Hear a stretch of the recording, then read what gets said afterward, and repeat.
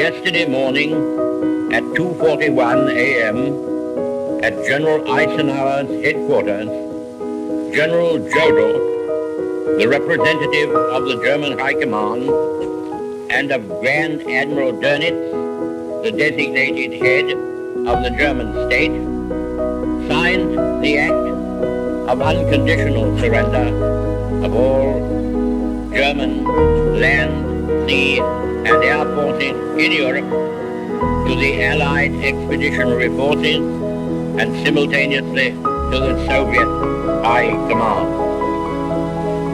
Hostilities will end officially at 1 minute after midnight tonight, Tuesday, the 8th of May.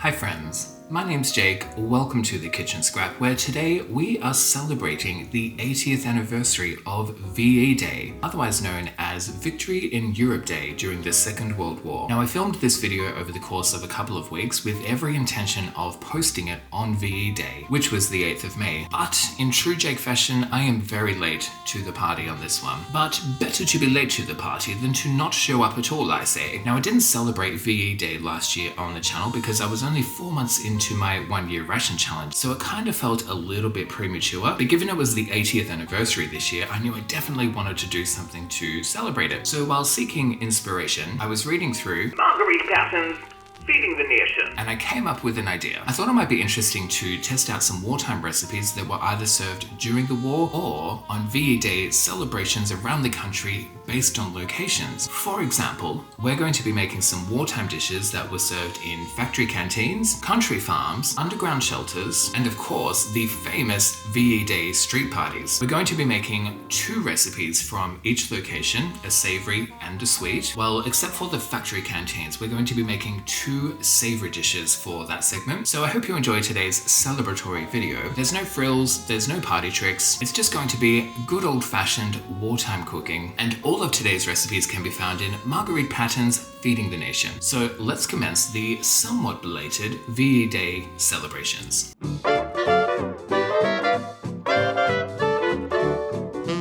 In every part of the country, there were celebrations. London hit the headlines, of course, as people rushed to the capital to express their relief and joy in front of Buckingham Palace, where they could share their feelings with the King and Queen and the Prime Minister, Winston Churchill, all of whom appeared on the famous balcony at the front of the palace. As for factory celebrations, factories were situated throughout the land, of course, but most were in or on the outskirts of cities and towns, so the workers had to cope with the danger of air raids as well as excessive massively hard work. As a member of the Food Advice Division in the Ministry of Food, Marguerite Patton had the opportunity to visit various factories and talk to the workers during meal breaks about wartime recipes. Factory workers, both men and women, worked incredibly hard in the day and night shifts, especially in armament and aircraft factories. Breaks in the work schedule, in the canteens or round tea trolleys on the factory floor, were cheerful interludes, usually with music as a form of relaxation. The days following VE and VJ days must have been full of celebration in the canteens, and canteen cooks would certainly have done their best to embellish the standard menus. She goes on to say that the recipes that follow have been selected from standard factory canteen menus, though the quantities have been reduced. Now, essentially, my plan throughout the video was to make one savory and one sweet dish from each location. However, when it comes to the factory celebrations, we only have 3 recipes to choose from. We can make a meat pudding, haddock stew, or toad in the hole, although I do believe the correct pronunciation of that is toad in the hole, ain't it? In it. It is. So the first recipe that we're going to be making today is a meat pudding. Marguerite states that even by the end of the war, in canteens it was not always possible to just have steak and kidney as a filling, but this recipe is typical of the kind of savory meat pudding that would have been served. For this recipe, you shall need, for the pastry, 7 ounces of plain flour, wholemeal if possible, 3 ounces of rolled oats or fine oatmeal, 2.5 teaspoons of baking powder, and 2 to 3 ounces of grated suet, and some water to bind. Now, I don't have any suet,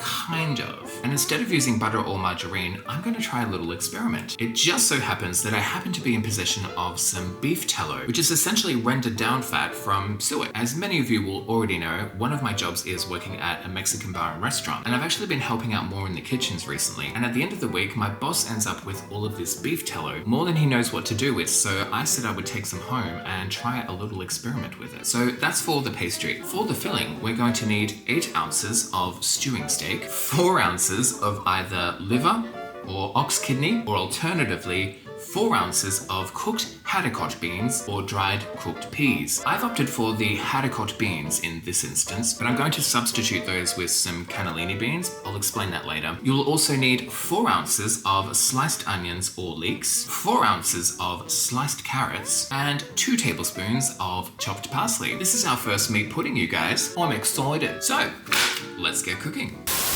Oakley dokley, so we have all of the ingredients prepped here. I have 7 ounces of wholemeal flour here, and I've mixed through some baking powder, salt and pepper, and 3 ounces of rolled oats. We've got our stewing steak here. The recipe said to dice it up nice and finely. We were only supposed to add about 100 grams of cooked haricot beans, but a tin of cannellini beans is 400 grams, so I'm just going to add the whole lot. We've got our carrots, 1 leek, some parsley, and 3 ounces of our beef tallow, which I'm now going to add to the flour and start mixing it all in.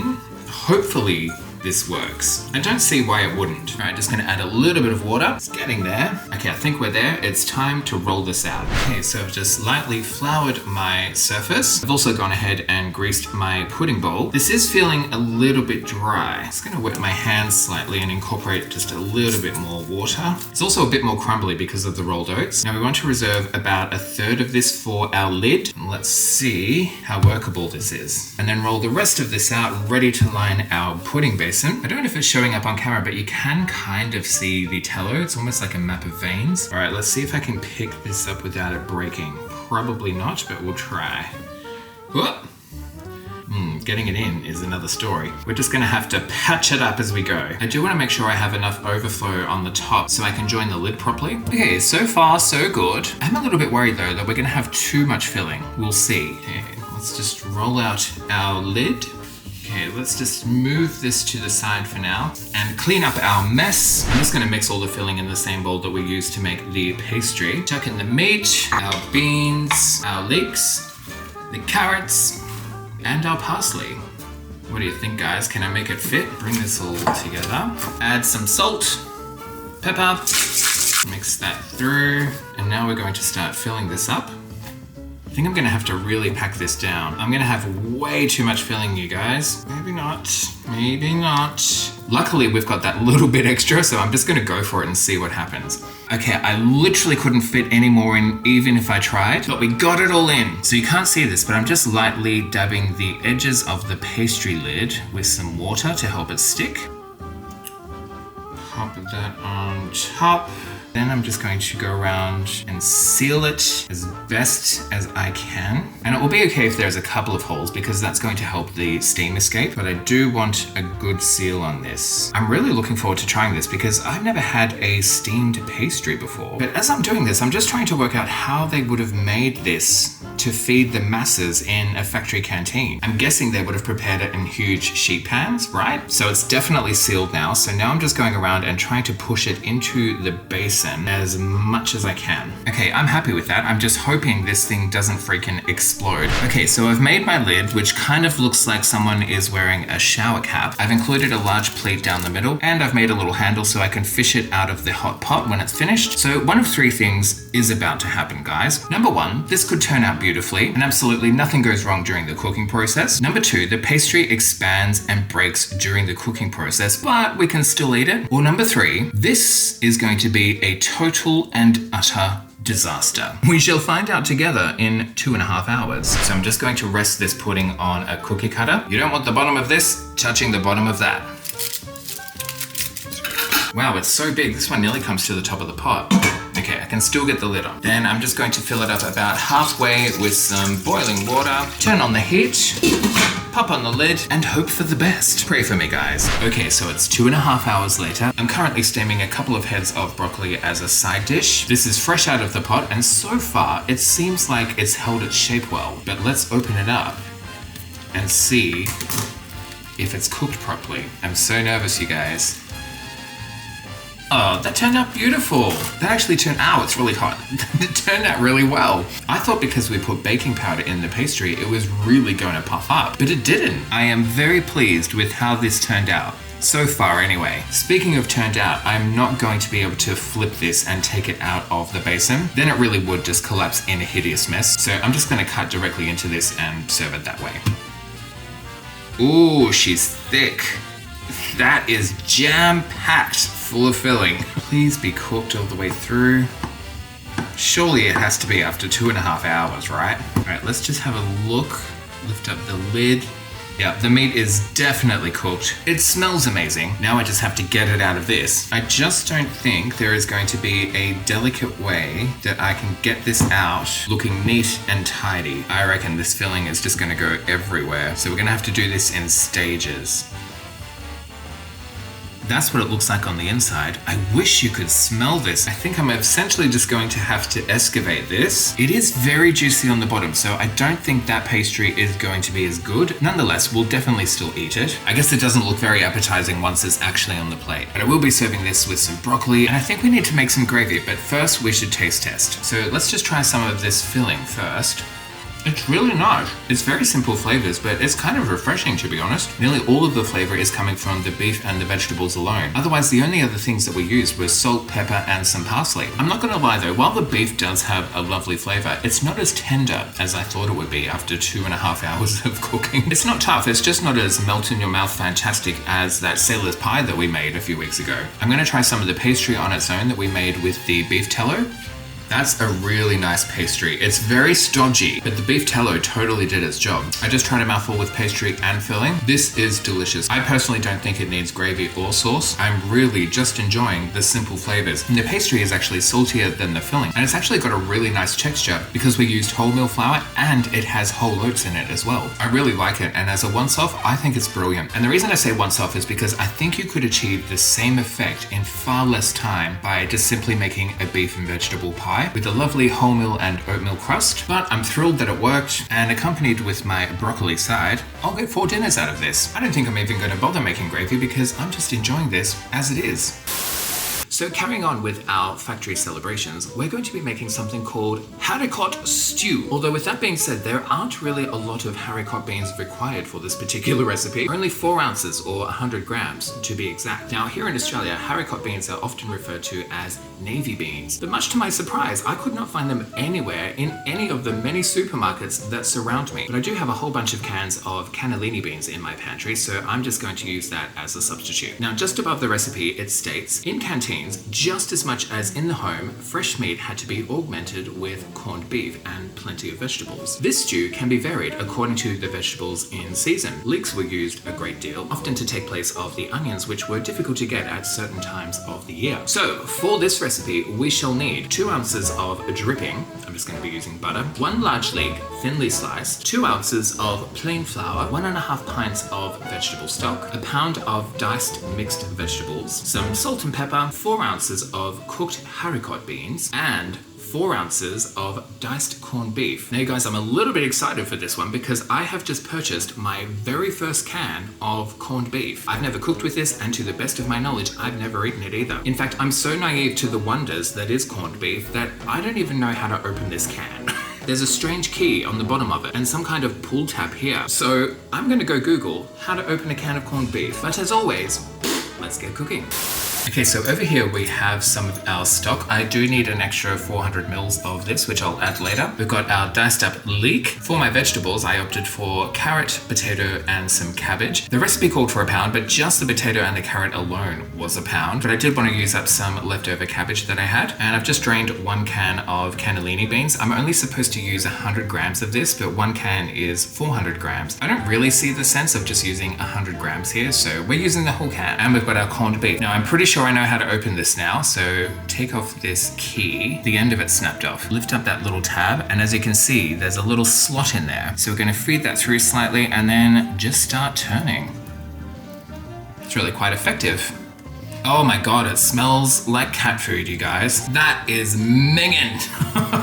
Okay, so this can is 340 grams. I only need about 100 grams of this. So just, Can you eat this straight from the can? Let's Google this. Yes, canned corned beef is safe to eat straight from the can. However, it's recommended to simmer or cook to further reduce the saltiness and enhance the flavor. So if this is 340, we divide it roughly like that. I think I'm only going to need about that much. I don't want to touch it. It's so gross. Just gonna pop this back in the can because I need to use the remainder of this for another recipe later on. I'm gonna try this and see how we go. Well, the good news is it tastes 1,000 times better than it smells. That's actually quite nice. I like that. I'm not as scared anymore. It's very salty, isn't it? So I'm supposed to dice this up, but it's just falling apart. Is that how it's supposed to be? Or did I just get a dud can? I'm supposed to have diced chunks. Oh well, it is what it is. All right, let's start bringing this all together to make our haricot stew. Sorry if the view is a little obscured. We have a pudding boiling away here. So I just have to start by melting 2 ounces of fat, then start browning off the leeks. So next we just need to add about 2 ounces of flour. I'm just gonna eyeball it. I'm using wholemeal. And just cook that flour for a bit until we add the stock.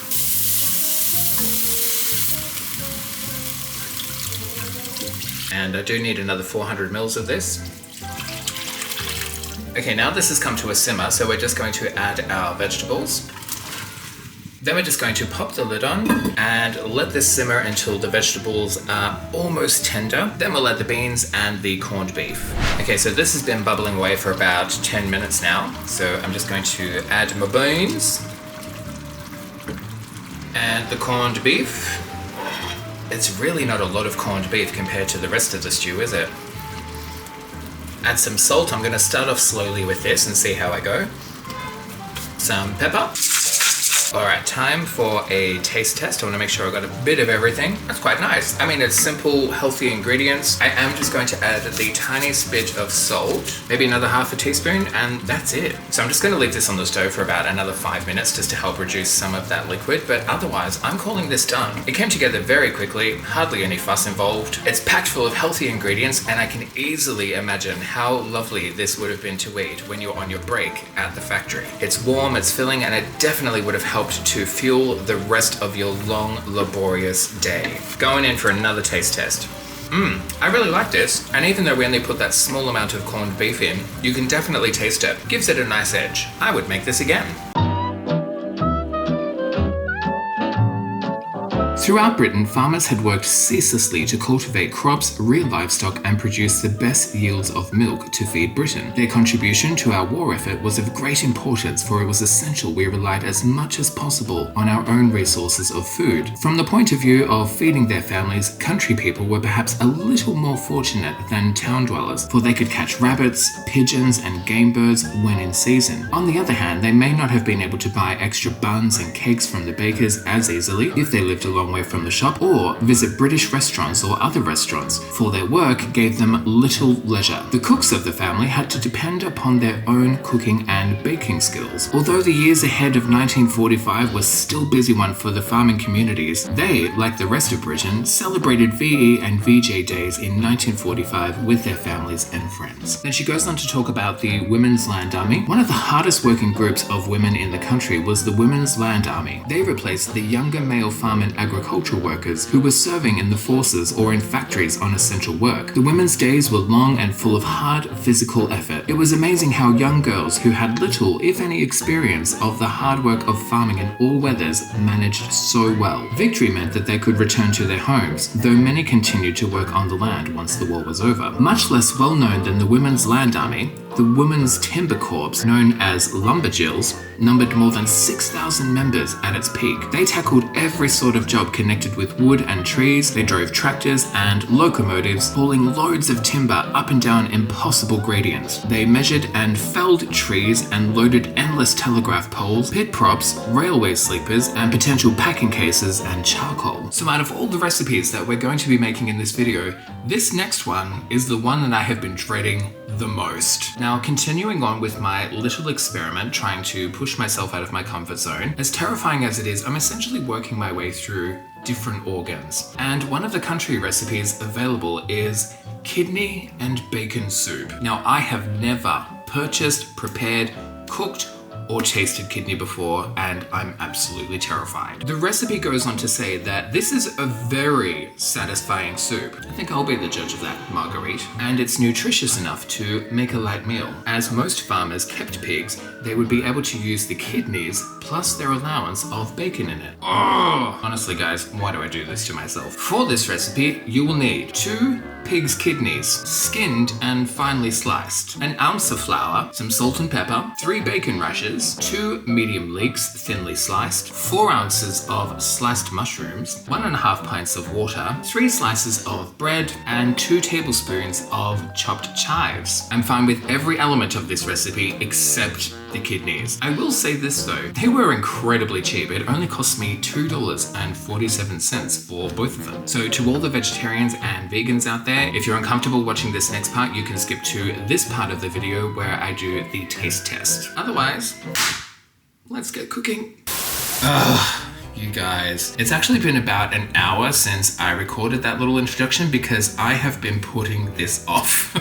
And it's also worth mentioning that while this recipe is appearing earlier in the video, it's actually the last recipe of 8 that I've cooked because of these things. So here are the 2 kidneys. They're a lot bigger than I thought they would be. So these have been sitting in my fridge for a couple of days, and when I pulled them out just now, the bag that they were in was full of blood. It was bloody disgusting. Literally. I've just chopped up my mushrooms here, which we're in desperate need of using up. The recipe required 2 leeks. I only have 1. It's going to be fine. I have the tiniest amount of chives, but this is mainly for a garnish. Some seasoned flour. The recipe required 3 rashers of bacon, but I only chopped up 2, and here's why. I bought this middle bacon, which I've never tried before. And look how freaking big the rashers are. This is insane. So I'm actually just going to pop this into a little container and whack it in my freezer for later use. Oh god, the time has come. I can't put it off any longer. I just have to deal with it. Oh, it's so big. Why gotta be so big? So apparently when you buy kidneys, oh, the smell, Jesus. So when you buy kidneys, there will be a little slit in there. And that's just to make sure that, you know, they're not diseased or there's anything funky going on inside. Now, please, no judgment. I've never done this before. So I'm going to try and slice this evenly in half. I really should have sharpened this knife before I started this. And I need to cut out all of this sinew. You guys, they just smell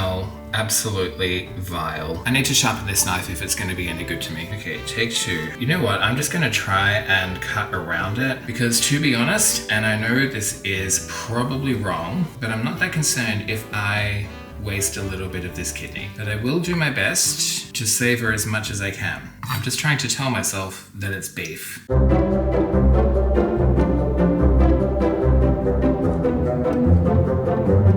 Oh, you guys, that actually took a really long time for a couple of reasons. The first and most obvious reason being that I was completely grossed out because I've never done this before, but also these are slippery little suckers. I feel like the second kidney in particular was extra bloody. As a result, my hands smell like metal. So before we cook this, we have to coat it in our flour, and I'm just going to pop it in with some tongs because I can already see it's getting extra juicy again. Oh God, the smell! It's not as bad as the tripe, but it's just an unpleasant barnyard smell.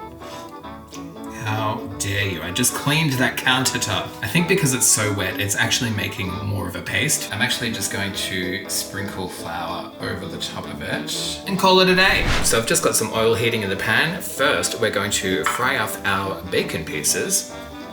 While this is heating up, I was debating about how big or small I should cut up the kidneys. I was initially thinking I should dice them up very finely so that I wouldn't notice them as much, but then I thought they'd kind of be impossible to pick out in case I didn't like it. And I don't want to have to waste the soup. So yeah, I cut them into sizes where it would be easy to retrieve them if need be. All right, that bacon be popping. Let's add the kidneys.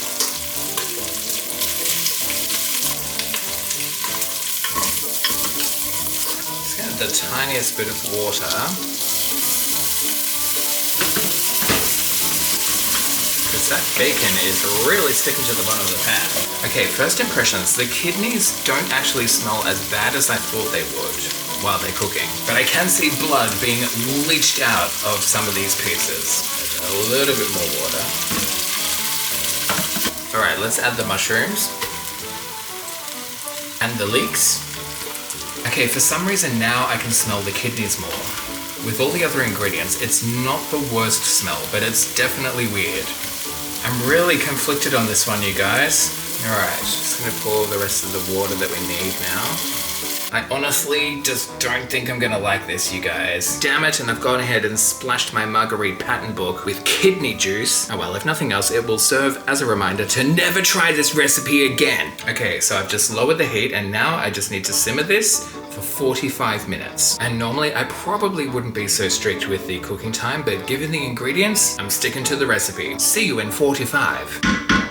Okay, so it's been 45 minutes. Couple of things with this one. First of all, I had to scrape off a lot of scum off the top of this while it was cooking, and I also had to top it up a couple of times with water. I don't know, for all of the effort that you go to make this, it really doesn't make a lot of soup. Yeah. There's a reason for that. Editing Jake just popping in for a moment. I've since discovered that when you are cooking with kidneys, it's advisable to soak them first for at least half an hour, which I didn't do. And you can also take an additional step and parboil them first for about 10-15 minutes before you start cooking them. Again, which I didn't do. So all of that scum that I was scraping off during the cooking process was actually blood scum. Carry on. There's probably enough for 3 small portions. And last but not least, I discovered something about myself today. It turns out that I absolutely hate the smell of cooking kidneys. And to be perfectly honest, I don't think I've ever dreaded tasting something as much as I'm dreading tasting this soup, with the exception of the curried tripe, of course. Anyways, I'm just going to toast a piece of bread to make our croutons as per the recipe instructions, and then it's time to serve this up, because whether I like this or not,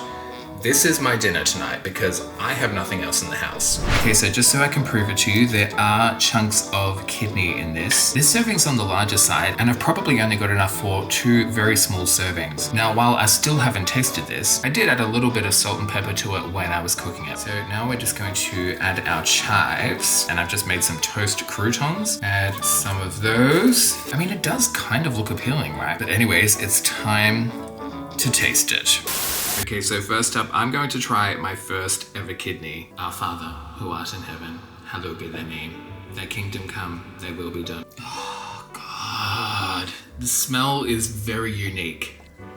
The sirens are preempting what's to come. I'm really having trouble with the mental gymnastics it's taking for me to work up the courage to eat this. I've eaten tripe, I can eat a freaking kidney. I just have to get this over and done with.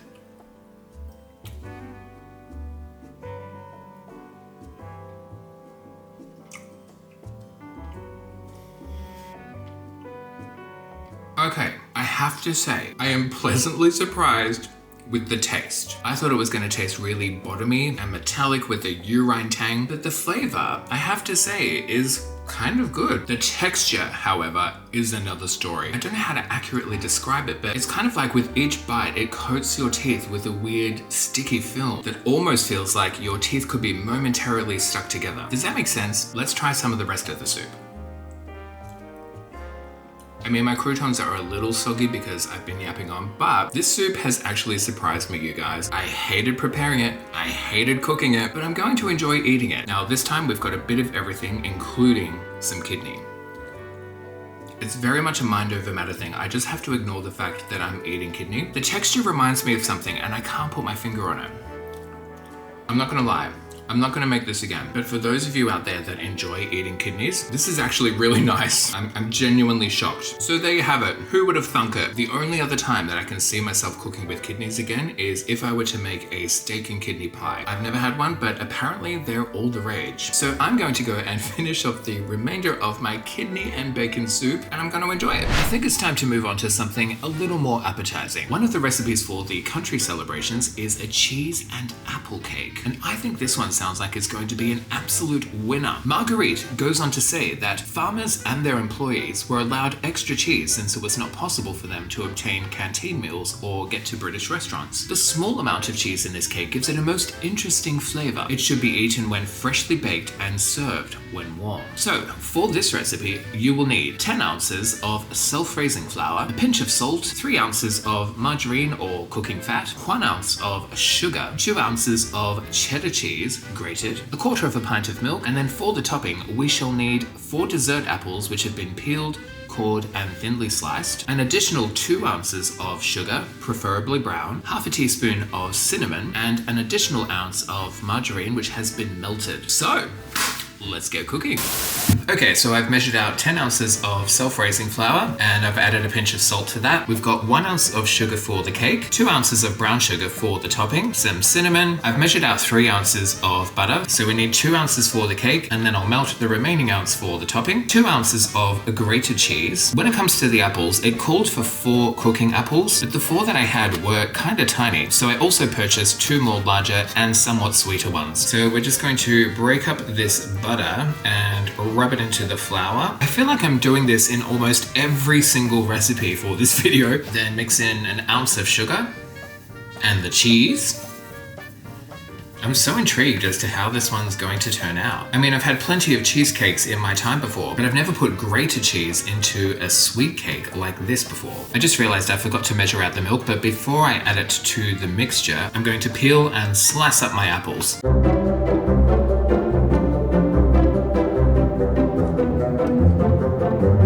Okay, so I've chopped up all of the apples. All of these ones are supposed to be layered on top of the cake. And as you can see, I do have quite a lot. So with 2 of the small apples, I just chopped them up into little chunks. And I'm actually just going to add them directly into the cake itself and hope I haven't made a huge mistake. I think it should be okay, right?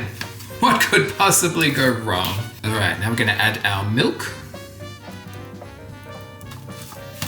Now, according to the recipe, we're supposed to knead this like a dough, so I may as well just get in with my hands, make sure everything is incorporated, and it looks like I need to change the battery.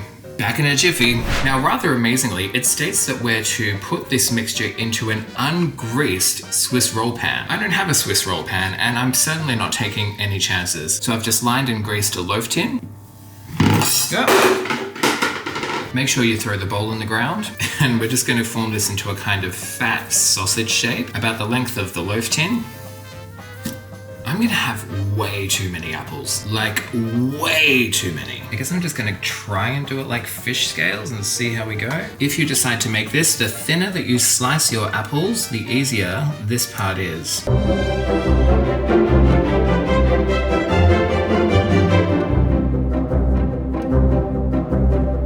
Okay guys, I have no idea how this is going to turn out.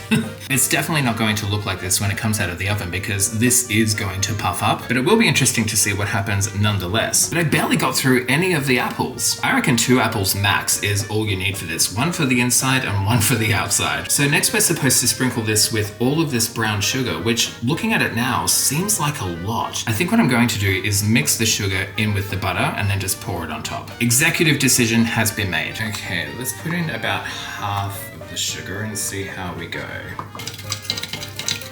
And we're gonna add some cinnamon. And then I'm just going to spoon this over. Oh my god, I can't wait to eat this. And maybe just a little sprinkle of sugar down the middle for good measure. Maybe we will just sprinkle the rest of it with sugar. It's all going to melt anyway, and hopefully it turns into like a kind of lovely caramel. That would be gorgeous. So now we just need to bake it for 30 to 35 minutes at 190 Celsius. And I've still got about that much brown sugar left. And now I have some lovely sliced up apples I can eat, I guess. I'll see you when the cake is done. Okay, so I took it out of the oven about 20 minutes ago. You guys, this smells fantastic. All of the butter and brown sugar has caramelized around the edges. And I didn't realize this until after I put it in the oven that I actually used salted butter. So I think it's time for a taste test. Okay, let's just cut one of the ends off here. Now it does look and feel a bit moist inside, but it is cooked properly because remember I chopped up some of the apples and put it directly in the mix. All right, I can't wait any longer. I'm dying to know what this tastes like. Okay, so I'm trying an end piece first, so it's going to be extra crispy. Let's do it! Wow. That is excellent. The center is so soft, it literally just dissolves in your mouth. But the edges with all of the apple and the butter and the sugar have properly caramelized. It's not too sweet, and the cheese just gives it this gorgeous flavor. I'm so happy. I know this might sound strange, but I'm going to save this piece for later because I want to try a regular slice that's not the end piece. This is so yummy. Kudos, Jake, for including the chopped apple on the inside as well. I would just like to say, whoever came up with this recipe, bless you and your cotton socks. This truly is a wonderful treat. I can't get over how light and fluffy that center is. Stop what you're doing, guys. Pause this video if you need to and come back to it later and go and make this. Now that is a victory.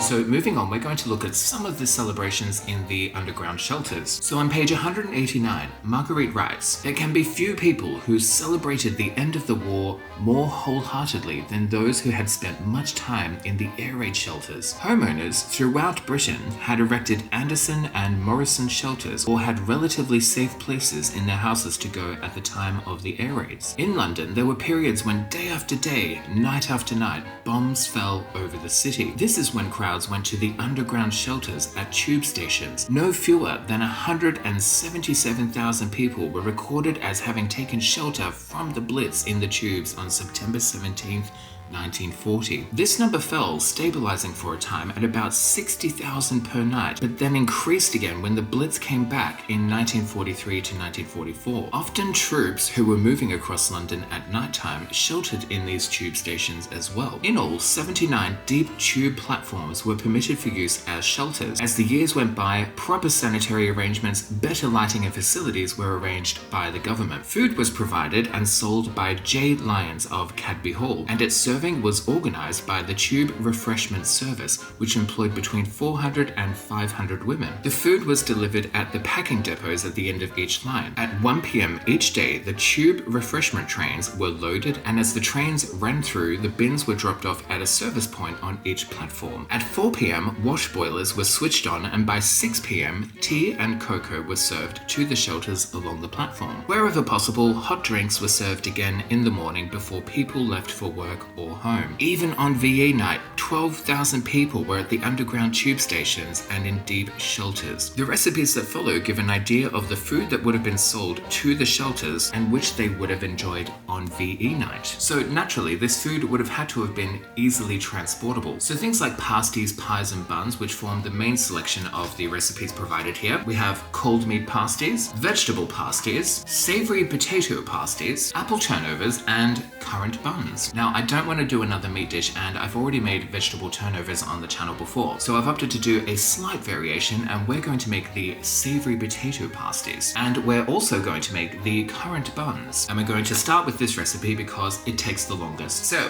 for this recipe, you will need half an ounce of fresh yeast or a quarter of an ounce of dried yeast, which is essentially 7 grams or 1 sachet, 1 to 2 ounces of sugar, 7.5 fluid ounces of water, which is 225 milliliters, 12 ounces of plain flour, a pinch of salt, 1 to 2 ounces of margarine or cooking fat, 2 ounces of currants. Now, I don't actually have any currants, but I do have a truckload of sultanas that I need to get through, so we're just going to use those. And then to glaze our buns, we need 2 tablespoons of water and 2 tablespoons of sugar. So, let's get cooking. Okay, so I've already measured out 12 ounces of flour with a pinch of salt. We have 225 mils of water. I'm using 2 ounces of butter, 2 ounces of sugar, and 2 ounces of sultanas. I'm not sure if you can see the white specks on camera. I just measured them in the same bowl that I used to measure the flour. They're perfectly fine, but it's not really a lot, is it, guys? I definitely would have preferred to have doubled this, but the recipe only calls for 2 ounces. And I also have a sachet of instant dry yeast. Now, when it comes to the yeast, there are a few instructions. For fresh yeast, cream the yeast with a teaspoon of sugar. Warm the liquid until tepid, then add the yeast. When they're talking about creaming the yeast with the sugar, they're referring to the old-fashioned yeast they would have used back then. If using dried yeast, dissolve 1 teaspoon of the sugar in the tepid liquid, add the dry yeast, leave it for 10 minutes, then use it as fresh yeast, which I was initially going to do until I read the end of the recipe where it states, if using modern dry yeast, just add it to the flour. The strict routine for wartime dried yeast is unnecessary. So that's what we're going to do. I'm going to add my sugar first. Mix. Then we'll add the yeast. Next we add the butter. Just start incorporating it until it resembles breadcrumbs, lifting as we go to aerate it. Then add the sultanas, then our water. And then we're just going to start bringing this together in the bowl. This is such a soft and silky texture. Now the recipe does state to turn this out onto a floured board and knead it well. And then to tell if it's sufficiently kneaded, press with a floured finger. The impression comes out when the dough is ready to prove. It is quite a sticky dough, but I'm not sure if I want to incorporate any more flour into this. So I think I'm just going to keep kneading this in the bowl. I'm just not sure I have to knead this as long as I would a loaf of bread. It's starting to smell yeasty, which I think is a good sign. I'm calling it done. We're supposed to wipe this in a clean bowl to let it prove, but I can't be bothered. So I'm just going to cover this up, and we're supposed to leave this in a warm space for an hour and a half to let it rise. It's currently nighttime, so it's a little bit cooler in my apartment, but I do have my oven slowly preheating, and we're about to do some more cooking, which should help to create some ambient heat for this baby. Moving on to the next recipe. So it's time to make our savory tomato potato pasties. What the f am I even making? So it's time to make our savory potato pasties. For this recipe, you shall need, for the pastry, a short crust pastry made with 8 ounces of flour. It's telling me to go to a different page for that recipe. Alright, for the short crust pastry, we will need 8 ounces of plain or self-raising flour, a pinch of salt, 4 ounces of margarine or lard mixed with cooking fat or a good dripping, cold water to bind, and then it states, use this metrication to give the classic proportions of half fat to flour. Alright, so that's for the pastry, but for the filling, we shall need 12 ounces of diced cooked potatoes, 2 finely chopped cooked onions. That's a whole lot of onion for a wartime recipe. 1 to 2 ounces of grated cheese. We are definitely using 2 ounces. 1 teaspoon of finely chopped sage or half a teaspoon of dried sage. I don't have any fresh, so I'm just going to use the dried sage. And last of all, 2 to 3 finely chopped fresh or well-drained bottled tomatoes. Needless to say, I think this one's going to be an absolute winner. So, let's get cooking.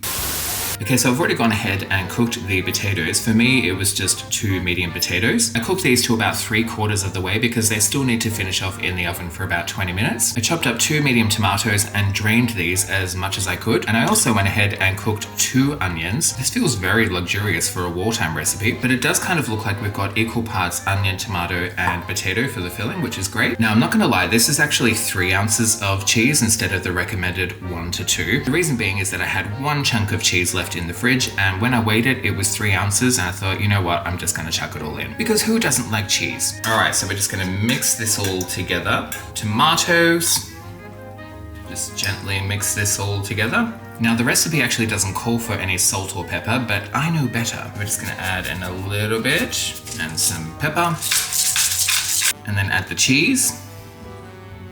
Might do this one in stages. So there's our filling. Time to make the pastry. Okay, so I've just measured out 8 ounces of self-raising flour and added a pinch of salt. Now you may have noticed that I didn't include the sage in the filling, and that's because I'm going to add it to my pastry, which is a little wartime treat that I picked up last year when I was living on the ration. It just gives it such a lovely taste, and you really don't need to add too much. Give this a little mix. Next, we're gonna add 4 ounces of fat. Again, this feels very luxurious for a wartime recipe. I'm just using butter again. So once again, just gradually incorporate this until it resembles breadcrumbs. This is only going to need the tiniest amount of water to help bring it together. I think this is the first wartime pastry that I've made that has required double the amount of fat. From memory, most of them only ever ask for 2 ounces. All right, that looks about right. I just added the tiniest amount of water. We'll see what it looks like. A little bit more. Okay, this is looking and feeling good to me. I probably added about a tablespoon of water. Okay, so according to the recipe, we're only going to get 4 pasties out of this. So I'm just going to start rolling out this dough. I'm just going to use a lid from one of my containers as a stencil. Hopefully I can get these off without breaking them. Lovely. Just reform the remaining pastry and roll it out again. I think I might just do one at a time. And lucky last. So we'll have a tiny bit of pastry left over for some potential repairs that we might have to make, or some decorative flourish. I think we're actually gonna have too much filling, but we'll see. So I'm just gonna dab at the edges of these with some cold water to help them seal. So let's start filling these babies up. I'm gonna get as much filling in them as I possibly can. I'm gonna try and pack it down if I can. Don't know if this is gonna be too much, but we shall see. I feel like I've got way too much filling in this, but see if I can make this work. We're almost there. If I can just get it to meet. It's probably gonna be a bit of a messy job. Worst timing ever, my alarm's going off in my pocket for the currant buns, but my hands are full and this pastry is breaking. Okay, so I definitely overfilled these. We do have some breakage on both sides. It's lucky we have some leftover pastry so we can attempt to repair it. They might not look pretty, but damn, they are gonna taste so good. This is gonna be my Frankenstein patchwork pasty. I definitely won't stuff the remaining ones with as much filling.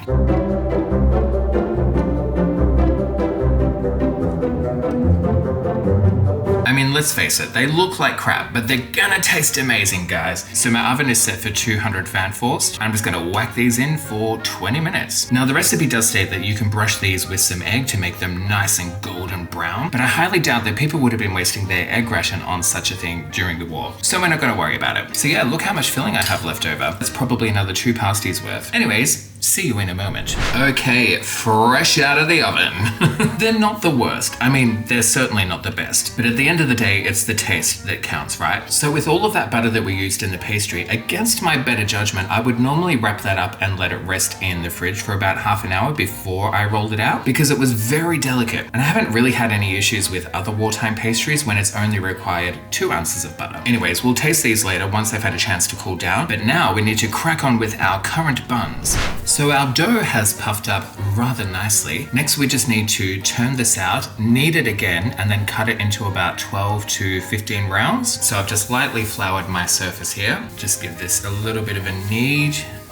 Just roll it out a bit to make sure it's the same thickness. I'm just gonna use that size. Now I'm trying to learn from my scone mistakes and not twist the cutter. Just go straight down. I might be able to get away with using one tray, but we'll see. And I'm also reusing my baking paper from the other day when I made Anzac biscuits. So we'll see if we can fit these on the one tray. Actually, you know what? I just double checked the recipe and it said to form these into rounds. I guess we'll just make these more into a ball shape. Okay, so I've ended up with 12 little buns. So next we need to cover these again and let them rest for a further 20 minutes before we pop them in the oven.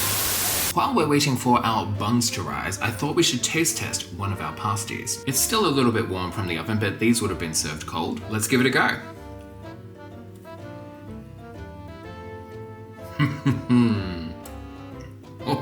You guys, that pastry is divine. It's so soft, it just melts in your mouth. The filling is delicious. There aren't really any in-your-face bold flavors at all, but it's freaking delicious. The salt level's on point, it's cheesy, and that pastry is so buttery and light. It's absolutely rocking my world right now. But of course, we need to try this with some sauce. So I'm just gonna put a little dab of tomato sauce. Not that it needs elevating at all, I just want to see what it's like. You know what? I actually prefer it without the sauce. The sauce actually just completely distracts you from that amazing pastry. Can't stop eating it. These are so yummy, you guys. And I can really see after having a couple of these, hot or cold, it would really help to make you feel satiated and boost your energy levels. Both of which must have been very much appreciated when you were bunkering down in those underground shelters. Aside from some minor construction issues, I'm giving this a 10 out of 10. Definitely give this one a go, guys. So good. Meanwhile, our baby buns have puffed up nicely. So I'm just gonna put these in the oven at 200 Fanforst for about 12-15 minutes, and then we're gonna glaze them. See you in a jiffy. So I just checked and the buns are nearly finished, so we're going to make our glaze. I've just got 2 tablespoons of boiling water in here, and I'm gonna add 2 tablespoons of caster sugar, and just dissolve as much as I can to essentially make a simple syrup. Alright, so our buns are out of the oven. I did check on them at the 12-minute mark, but they were still a little bit pale around the edges, so I thought that extra 3 minutes might help them along a little bit. This one in particular is looking very well done, but I'm sure the insides are going to be soft and squishy. And then last of all, we're just going to give them a bit of a glaze. Make sure they're all covered, smothered, and whatevered. I'm actually pretty chuffed with how these turned out, so I'm just gonna let them cool down for a bit and then it's time for a taste test. Right, it's time to try one of our little currant buns. Let's break it open and see what it's like. Look at how soft and fluffy that is. It smells really good. All right, let's give this a go. It's nice. It's exactly what you'd think it would be. Initially, I wanted to put more sultanas in it, but I don't think it needs it. And I just realized I keep calling these currant buns because that's what they're called, but I have put sultanas in these. I'm not sure if the bite I just had extra sultanas in it. It was enough, just little pops of sweetness. Now I imagine people would have just purchased these as they are, and they're quite tasty on their own, but I think I'm going to be enjoying these with a little spread of butter. Yummy, affirmative. Street parties were the most popular way of celebrating the Victory Days in 1945. Some parties were exclusively for children, with adults waiting on the table. Other parties would be for everyone living in the street, often with the visiting milkman, postman, air raid wardens, and anyone known to the inhabitants asked to join in. And there were also special street parties for the elderly. She goes on to say that the typical street party recipes here are in relatively small quantities, for volunteers would undertake either to make some of the dishes needed or to donate a precious pat of fat, a little of the tea ration, or a pot of jam. People who were children in 1945 have told me that they had ice cream at their street party, the first time they had ever tasted it. Sometimes it could have been homemade, but relatively few people had refrigerators in the 1940s, so it seems it must have come from caterers or shops who either had refrigerators or made ice cream with available ingredients in old-fashioned ice cream makers. So once again, we're going to be making a savory and sweet dish, and we're going to start off by making some beef shortcakes. Now I think it was in the 3rd episode of A Wartime Breakfast, Lunch and Dinner that we made mushroom shortcakes, and I'm not gonna lie, they were a little bit tedious, but oh my god, they were so delicious. But judging by this recipe, while similar, it does look a little bit easier. We shall see. For this recipe, you will need, for the shortcakes, 12 ounces of self-raising flour, half a teaspoon of salt, a teaspoon of mustard powder, if available, 2 ounces of margarine or fat, we're just gonna use butter, some milk or some milk and water to bind, and for the filling we shall need another ounce of margarine or butter, 1 ounce of flour, a quarter of a pint of milk, 4 tablespoons of leftover gravy if available, 8 to 10 ounces of corned beef, a teaspoon of Worcester sauce, and some salt and pepper. So let's get cooking. So I didn't have quite enough self-raising flour. I had about 9 ounces. So for the remaining 3 ounces, I just mixed in some wholemeal flour and added a bit of extra baking powder. I've also added a little bit of salt and a teaspoon of mustard powder. So we'll just give this a bit of a stir. I've never added mustard powder to a pastry before, so hopefully it gives it a nice flavor. Next, just add 2 ounces of fat. I'm just using butter. And then bring this all together. This seems like a large amount of flour for such a small amount of fat. It's kind of hard to feel where the butter actually is with all of this flour. Oh, Jake, you f***ing idiot. So it turns out when I was measuring out the flour for this recipe, I was looking at the wrong part of my scales. I was only supposed to measure out 12 ounces of flour, but instead I measured out 24 ounces of flour. If you saw my scales, it's kind of an easy mistake to make, but not really. I should have been paying attention. And later on, you're gonna hear me say that I thought these would have been crunchier. This is why, Jake. Not to worry though, because we do have a happily ever after ending. Now it doesn't specify how much milk we need here, but I'm just going to add it gradually until we get a nice soft dough. Maybe I should have halved this recipe because I have a feeling I'm gonna have so many shortcakes. And judging by how much milk I'm needing to put into this, I'm definitely thinking that they would have used a combination of milk and water to save their milk ration. All right, I think it's time to get in with our hands. This is definitely not the easiest pastry that I've worked with. Just a little bit more. Okay, I'm just gonna see if I can bring this together by kneading it a little bit. Okay, I think we're there, but this required a lot of milk, you guys. I think I easily used 2 whole cups of milk to get it to this consistency. And I just realized I forgot to preheat my oven, so I've just whacked that on 200 fan forced. All right, so I think we're gonna have to work in stages here. And I'm also going to need to flour my surface. We're gonna have so many shortcakes, you guys. So we're supposed to roll out the dough to be about 1.5 centimeters thick. This is currently only about 1 centimeter. It's gonna be fine. How big shall we make them? I'm just gonna go this size.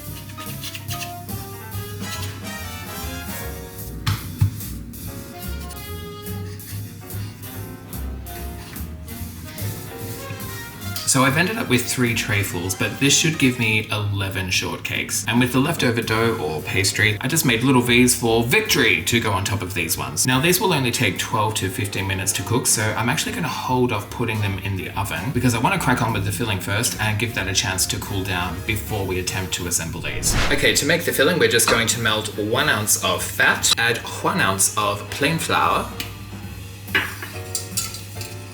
then gradually start adding 1/4 of a pint of milk, which is just 150 mils. Just try and make sure there's no lumps. Add 4 tablespoons of gravy. So this is just a little bit of gravy powder mixed with some boiling water. Some Worcester sauce. I'm just gonna eyeball this. It's lovely and thick. And last but not least, the remaining corned beef. Delicious. Chop that up roughly with a spoon. Now it does state to add a little salt and pepper, but I think that corned beef is going to be salty enough. So I'm just going to add some pepper. Turn the heat off and that's our filling. All right, so I'm just going to pop these shortcakes into the oven. Set my timer for 12 minutes and I'll see you shortly.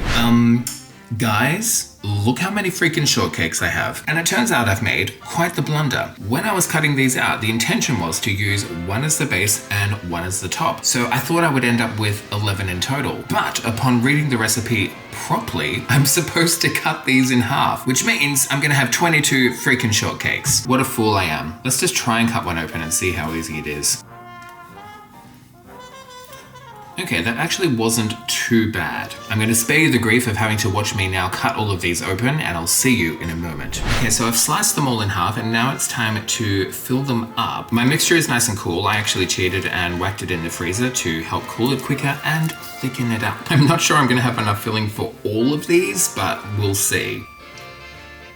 I don't know how much is going to be too much, you know? So I think we need to taste one straight away. You know, that's actually really nice. It's not as crunchy as I thought it was going to be, but the flavor with the corned beef and the Worcester, this is the perfect savory snack. And you could definitely elevate this with maybe a slice of tomato, some cheese, a bit of lettuce. Something like this would actually be really great as a kind of Lunchable for kids when they go to school. And you really don't need too much of the filling. The flavor is quite pronounced. And I would also add that for people that enjoy pate, they would really enjoy this. This is delicious. So I'm gonna whack on some YouTube and fill up the rest of these babies.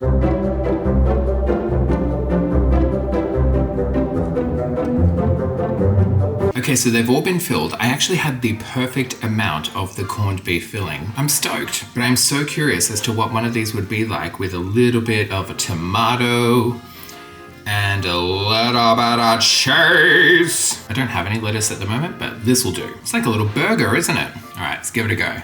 Oh, hell yeah.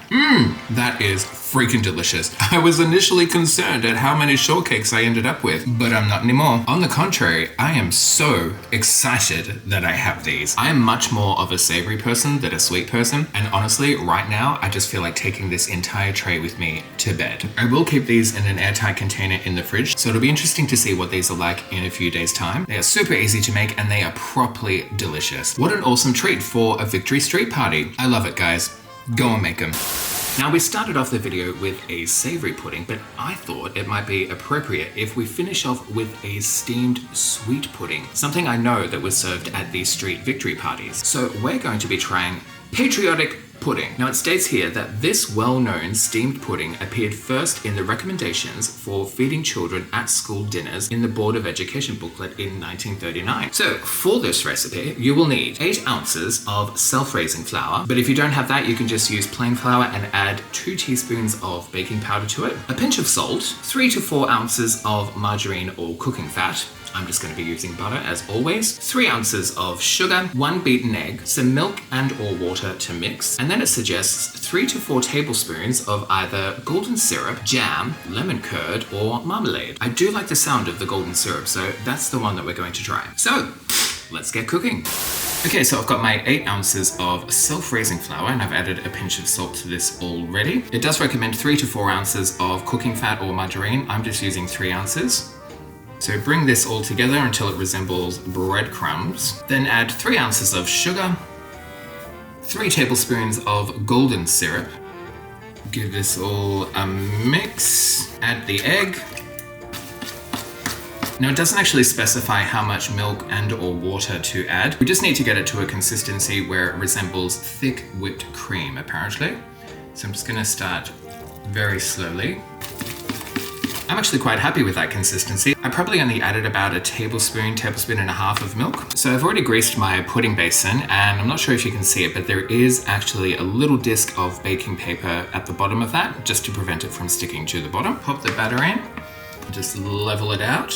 Beautiful. Now I need to create a lid for this, so I've just cut out a square of baking paper and a slightly larger square of foil. If you'd like more detailed instructions on how to do this part, you can see it in this video right here. So I've just partially filled a pot of water, put a little cookie cutter down because we don't want the bottom of the basin to actually be touching the bottom of the pot. So I've just gone ahead and made a little lid for this with a kitchen twine handle so I can lift it out. So place that on top of the cookie cutter and I'm just going to add some boiling water just until it reaches about the halfway, 3/4 of the way mark of the pudding basin itself. Pop the lid on. Then the recipe states that the water needs to be boiling rapidly for 40 minutes, after which time we're going to turn the heat down and let it simmer for the remaining 50 minutes. And I will likely have to keep topping this up as I go. See you when it's done. Okay guys, so our patriotic pudding has just finished cooking. Let's open this up and see what we're dealing with. Moment of truth. Ooh, the golden syrup is giving it a lovely caramel vibe. And I'm just looking at the battery and it's running pretty low. So quick change before I unmold this. Okay, we're back. So this is still very hot. I am just going to loosen it up around the edges. All right. I'm praying this just doesn't collapse in an uncooked, hideous mess. Oh, I think we have liftoff. Please, I'm watching through the camera. Yes! Yes! Look at that, you guys. Absolutely perfect. Now, the recipe does suggest to serve this with some custard. So I just made a batch with the last of my Bird's Eye custard powder, which wasn't on the ration. So let's cut into this and give it a go. Oh, that is so soft. It's gonna have a small piece. Didn't do the best job at serving the first piece, but look, you can see how light and crumbly it is inside. Get in there with a spoon to get the rest. I'm gonna pour a little bit of custard on the side. Whoops, that was much more than I was aiming for. Let's give it a go. Okay, first we're just going to try it on its own. It's quite nice. It's a tad dry, but the flavor is really good. So this custard is definitely going to help bring some moisture to the party. Oh yeah.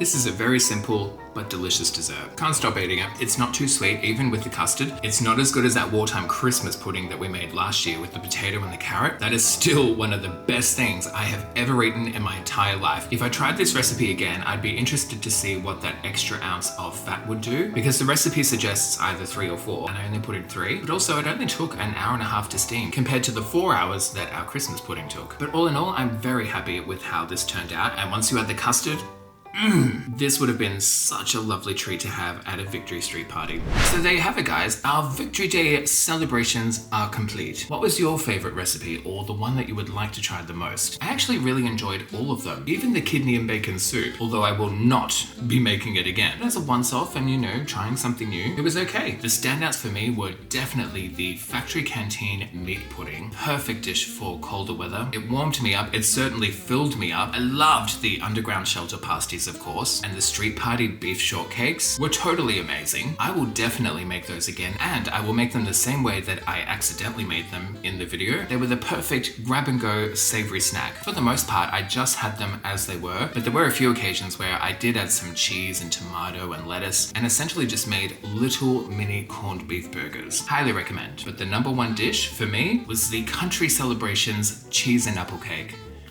It was so freaking yummy. Now on the first day, it's very light and fluffy, but I did pop it in the fridge afterwards and it does become more dense once it's cooled, but I enjoyed it just as much. It doesn't take anything away from the flavor whatsoever. And if you do make it, make sure you put some diced apple or even just some grated apple in the cake itself. Mwah! You won't regret it. So before we wrap up, I have some more shout outs to make. I'm creating a Legends Club. So thank you so much to Smiley Bead, Susans9491, and McGarry Ladyship. Thank you so very much for your super thanks after I posted my last video. I really appreciate it. It helps out a lot. You guys are legends. Thank you so much. Mwah. I think that's a wrap. I hope you enjoyed today's video, everyone. Let me know if you end up making any of these recipes and what you thought of them. And until next time, Keep calm and wait. The war is over!